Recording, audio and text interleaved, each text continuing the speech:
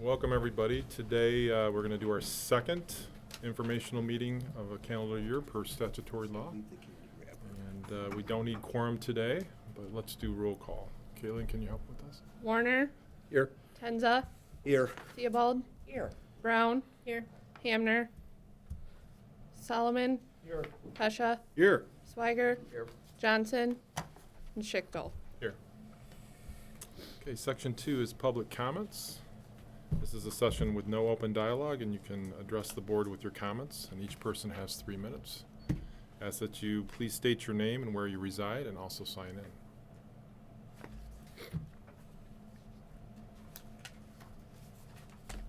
Okay. No one has public comments. So section 3, LDFA informational meeting information. Seems redundant, but we're going to go with that next. Jeff, you want to take over from there? Yeah. Hello. As Matt had said, this is our second informational meeting of the year. Informational meetings are meetings for the purpose of informing the public of the goals and directions of the authority, including projects that are going to be undertaken in the next year. So I have some stuff to talk about. A lot of the stuff we will be going over in depth in the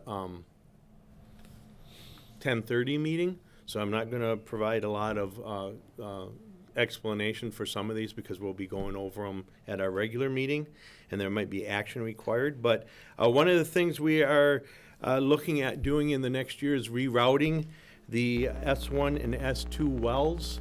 We have that on for a spring rerouting of those 2 wells. Those are 2 wells that currently are on the groundwater land proper, and we can actually pipe those from doing a combined influent into the water plant or groundwater plant into just coming into the carbon filters and then going into the water plant.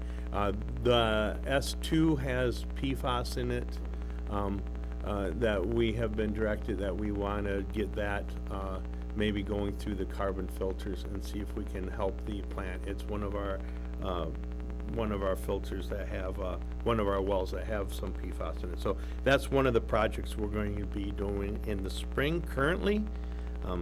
Again, as I said, this will be brought up during our regular meeting because we're going to actually ask for a change in that. Quarterly sampling. We are currently quarterly sampling out there. We had not sampled monitoring wells, as everybody knows, in about 5 years, maybe 5.5 years.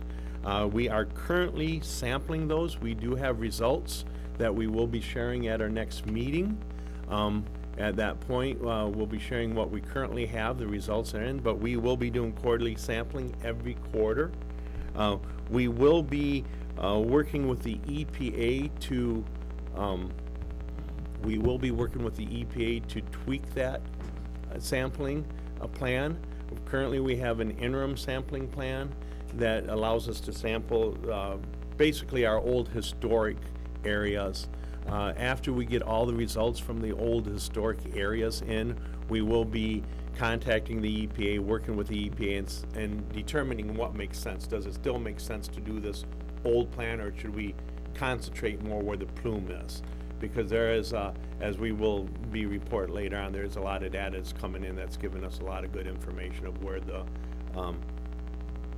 where we need to concentrate. So we will be continuing with our quarterly sampling. Carbon regeneration, we do have we do have a carbon canister that's currently been spent. We have not done anything with that, but we will be doing something with that carbon so we can, as you, the board knows, there's 2 carbon vessels there and we only use one at a time.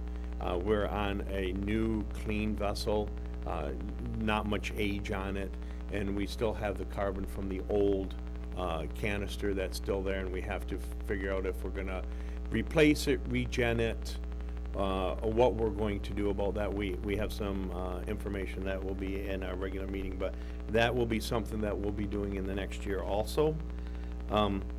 Optimization study, we have started the optimization study with Geosyntec. We will be continuing that, and we should be getting our reports from that when we get all the information out to them. Currently, they're waiting for test results. We're sending them the test results as we get it, but we'll optimize, and they might come back with a plan that says for us to shut down wells, for us to run wells at half speed. I don't know what the optimization could be, but they're gonna be telling us what makes sense in the cleanup that we should be doing with our existing infrastructure. So that will be something that we'll be doing in the next year. And, let's see, we're going, again, we are in the process of possibly shutting down the Northern Air plating Superfund site.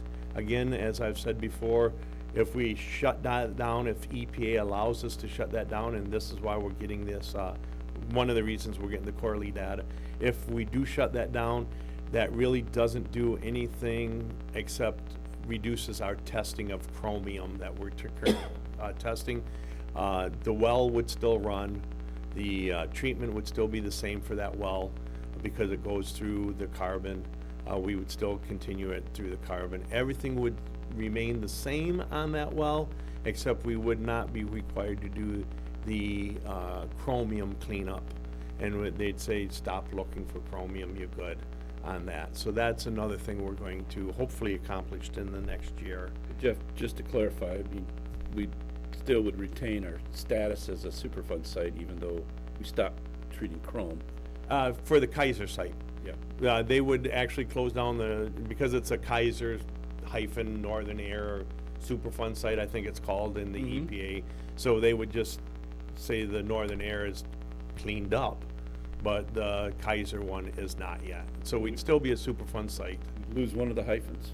Right, you lose a hyphen and some words at the end. The wells included for that are S1, S2? Well, the wells included for that Superfund site would be I-5 only.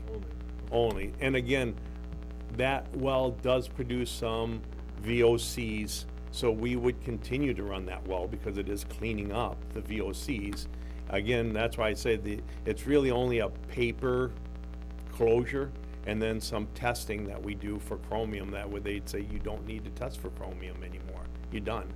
And so we would still have that well running unless Geosyntec and the EPA and we come to agreement that this one isn't doing anything for us anymore. But that would be part of the optimization. But I would assume if we close that site, that well still runs because it's still getting VOCs in it. So, again, I like to keep it all up front, even though we're closing it, we really, it's on paper. And that's really what I have for the next year that we're going to be concentrating on, and that's what we're supposed to be here and let the public comment on that if they want about what we're planning for the next year, and then this meeting would be over. So, does the board have? I mean, since there's no public here, does the board have anything they want to hear more about, or? But we'll get into the carbon and pilot study. That'll be in the regular agenda. That's on the regular agenda. This is just for information, so I guess if the board has any information they need, I can provide that, or feedback on what I had planned to do this next year. Thank you for the information, Jeff. That brings us to section 4. Next informational meeting is in May again, on May 20th, 2026. That is off of our calendar, our checklist calendar, so I just put that date down. The board wants to change those informational meeting dates, that's up to the board, but that was on we had it in May before, that's our third Wednesday in May, and I put that date down. So if the board's comfortable with that, I will make sure to publish it next May that we did I did send out on the informational boards, I have to send out letters to the taxing authorities 14 days before the meeting. I did post it on the web doors because it's a special meeting. I did also have it on our website that because it's a special meeting, even though no action's taken, I have to do that for those meetings, those 2 meetings, so. I believe the county also said that, sent that out to all the department heads and. With the 14-day notice, yeah, little tricky stuff. Okay, well, thank you. Yep. I guess we'll return to public comments. We'll open up one more time just in case. With that, we can adjourn, and we'll meet back up at 10:30 for our normal meeting. Yep. Yes, sir. Offline, since it's closed, we may want to go to 10:15 next time, just, you know. Or keep our meeting time consistent and go with a. That's the board decision, whichever you go with a guys 10 want to do. Go with a 10:15. Yeah, is that what you're saying, 10:15? Yeah, makes sense. We can talk about it. So I guess we get a coffee break. Where's the coffee? Yeah. I don't know.